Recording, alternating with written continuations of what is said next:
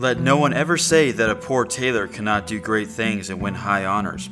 All that is needed is that he should go to the right smithy, and what is of most consequence, that he should have good luck. A adroit tailor's apprentice once went out traveling, and came into a great forest, and as he did not know the way, he lost himself. Night fell, and nothing was left for him to do, but to seek a bed in his painful solitude. He might certainly have found a good bed on the soft moss, but the fear of wild beasts let him have no rest there, and at last he was forced to make up his mind to spend the night in a tree. He sought out a high oak, climbed up to the top of it, and thanked God that he had his goose with him, for otherwise the wind which blew over the top of the tree would have carried him away. After he had spent some hours in the darkness, not without fear and trembling, he saw at a very short distance the glimmer of a light, and as he thought that a human habitation might be there, where he would be better off than on the branches of a tree, he got carefully down and went towards the light.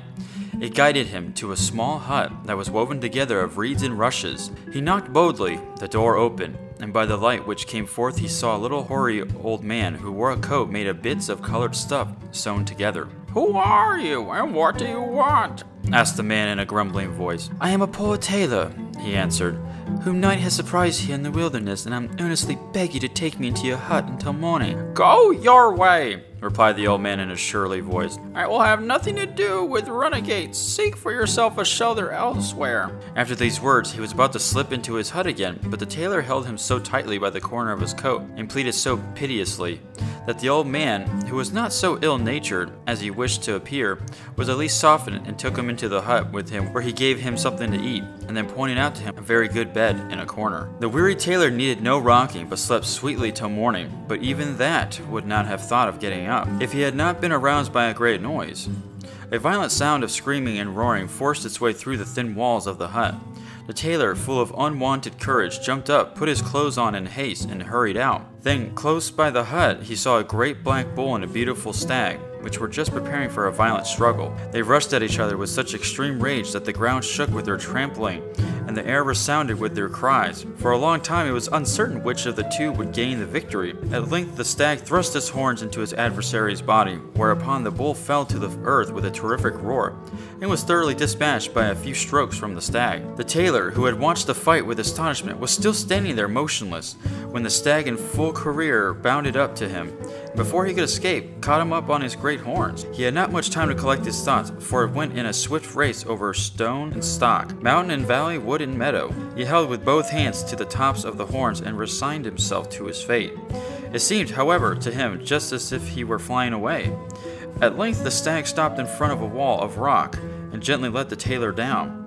The tailor, more dead than alive, required a longer time than that to come to himself. When he had in some degree recovered, the stag, which had remained standing by him, pushed his horns with such force against a door which was in the rock. Then it sprang open. Flames of fire shot forth, after which followed a great smoke, which hid the stag from his sight. The tailor did not know what to do or whither to turn in order to get out of this desert and back to human beings again. Whilst he was standing thus undecided, a voice sounded out of the rock, which cried to him, "Enter without fear, no evil shall befall you thee." He hesitated, but driven by a mysterious force he obeyed the voice and went through the iron door into a large spacious hall, whose ceiling, walls, and floor were made of shining polished square stones, each of which were cut letters which were unknown to him.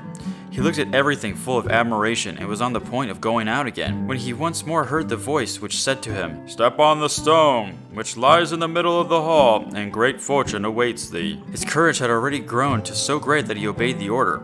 The stone began to give away under his feet and sank slowly down into the depths. When it was once more firm and the tailor looked around, he found himself in a hall which in size resembled the former. Here, however, there was more to look at and to admire. Hollow places were cut in the walls, in which stood vases of transparent glass which were filled with color spirit or the bluish vapor. On the floor of the hall, two great glass chests stood opposite to each other, which at once excited his curiosity. When he went to one of them, he saw inside it a handsome structure like a castle surrounded by farm buildings, stables, and barns, and a quantity of other good things. Everything was small, but exceedingly carefully and delicately made, and it seemed to be cut out by a dexterous hand with great exactitude. He might not have turned away his eyes from the consideration of this rarity for some time, if the voice had not once more made himself heard. It ordered him to turn around and look at the glass chest which was standing opposite. how his admiration increased when he saw therein a maiden of the greatest beauty. She lay as if asleep, and was wrapped in her long fair hair as in a precious mantle. Her eyes were closely shut, but the brightness of her complexion and a ribbon which her breathing moved to and fro left no doubt that she was alive. The tailor was looking at the beauty with beating heart, when she suddenly opened her eyes and started up at the sight of him in joyful terror. "Just heaven!" cried she. "My deliverance is at hand! Quick, quick! Help me out of my prison! If thou pushest back the bolt of this glass coffin, then I shall be free!" The tailor obeyed without delay, and she immediately raised up the glass lid, came out, and hastened into the corner of the hall, where she covered herself with a large cloak. Then she seated herself on a stone, ordered the young man to come to her, and after she had imprinted a friendly kiss on his lips, she said, "My long-desired deliverer, kind heaven has guided thee to me, and put an end to my sorrows. On the self-same day when they end, shall thy happiness begin. Thou art the husband chosen for me by heaven, and shalt pass thy life in unbroken joy, loved by me, enriched to overflowing in every earthly passion. Seat thyself and listen to the story of my life. I am the daughter of a rich count. My parents died when I was still in my tender youth, and recommended me in their last will to my elder brother, by whom I was brought up. We loved each other so tenderly, and we were so alike in our way of thinking and inclinations, that we both embraced the resolution never to marry, but to stay together to the end of our lives. In our house there was no lack of company. Neighbors and friends visited us often, and we showed the greatest hospitality to everyone. So it came to pass one evening that a stranger came riding place, begged for shelter for the night. We granted his request with ready courtesy, and he entertained us in the most agreeable manner during supper by conversation intermingled with stories. My brother liked the stranger so much that he begged him to spend a couple of days with us, to which, after some hesitation, he consented. We did not rise from table until late in the night. The stranger was shown to room, and I hastened, as I was tired, to lay my limbs in my soft bed. Hardly had I slept for a short time when the sound of faint and delightful music awoke me. As I could not conceive from whence it came, I wanted to summon my waiting maid, who slept in the next room, but to my astonishment I found that speech was taken away from me by an unknown force. I felt as if a mountain were weighing down my breast, and was unable to make the very slightest sound. In the meantime, by the light of my night lamp, I saw the stranger enter my room through 2 doors which were fast bolted. He came to me and said that my magic arts, which were at his command, he had caused the lovely music to sound in order to awaken me, and that he now forced his way through all fastenings with the intention of offering me his hand and heart. My repugnance to his magic arts was, however, so great that I vouchsafed him no answer. He remained for a time standing without moving, apparently with the idea of waiting for a favorable decision, but as I continued to keep silence, he angrily declared he would revenge himself and find means to punish my pride, and left the room. I passed the night in the disquietude, and only fell asleep towards morning. When I awoke, I hurried to my brother, but did not find him in his room, and the attendants told me that he had ridden forth with the stranger to the chase by daybreak. I had once suspected nothing good. I dressed myself quickly, ordered my palfrey to be saddled, and accompanied by only one servant, rode full gallop to the forest. The servant fell with his horse and could not follow me, for the horse had broken its foot. I pursued my way without halting, and in a few minutes I saw the stranger coming towards me with a beautiful stag, which he laid by a cord. I asked him where he had left my brother, and how he had come by the stag. Out of those great eyes I saw tears flowing. Instead of answering me, he began to laugh loudly. I fell into a great rage at this, pulled out a pistol, and discharged it at the monster. But the ball rebounded from his breast and went into my horse's head. I fell to the ground. The stranger muttered some words which deprived me of consciousness. When I came to my senses again, I found myself in his underground cave in a glass coffin.